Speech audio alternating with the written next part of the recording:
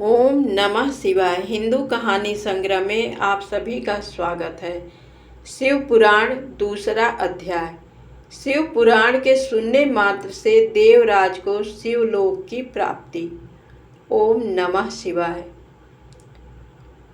शौनक जी ने कहा, हे सूत जी, आपको परमार्थ तत्व का संपूर्ण ज्ञान है।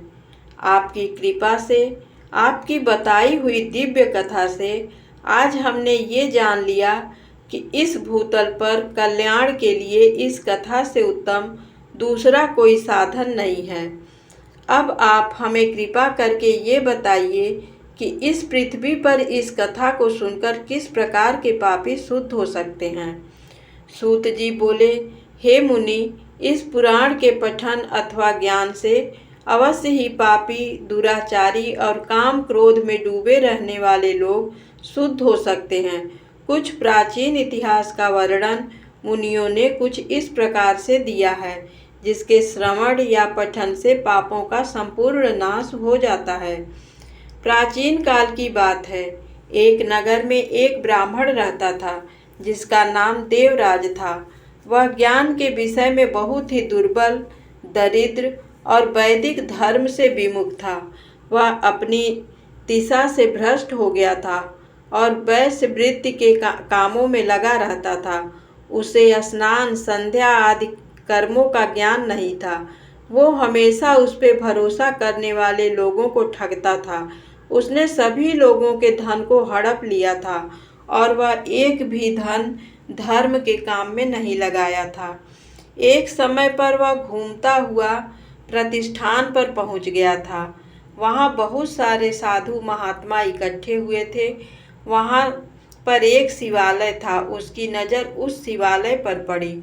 उसको ये सब देख ज्वर आ गया उसको, जिससे उसे बहुत पीड़ा होने लगी।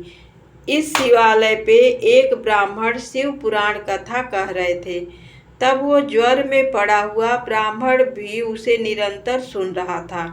1 महीने के बाद वह ज्वर से अत्यंत पीड़ित होने लगा और फिर चल बसा।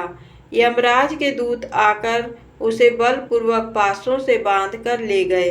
तभी वहां पर भगवान शिव के पार्षद गण शिवलोक से आ पहुँचे। उनके स्वरूप का वर्णन इस प्रकार है। वह उज्ज्वल दिख रहे थे। उनके हाथों में त्रिशूल थे। उनके अंग भस्म से उद्घसित थे।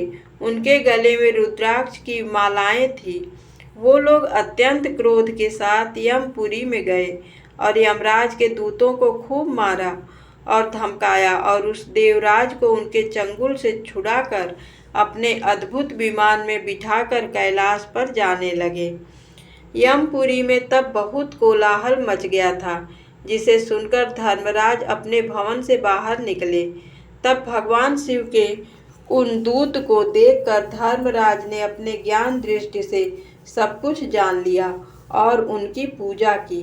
उन्होंने भय के कारण उन दूत को कोई भी प्रश्न नहीं किया और फिर वह दूत कैलाश को निकल गए और वहां पहुंचकर उन्होंने देवराज को भगवान शिव के हाथों में सौंप दिया। इस प्रकार शिव पुराण केवल श्रवण मात्र से देवराज को शिवलोक प्राप्त हुआ। इस प्रकार शिव पुराण दूसरा अध्याय। ओम नमः शिवाय। दोस्तों, तीसरा अध्याय कल रोज एक अध्याय का पाठ श्रवण करेंगे। और अगर कथा अच्छी लगती हो तो मेरे चैनल को अवश्य अपना सहयोग दें। धन्यवाद।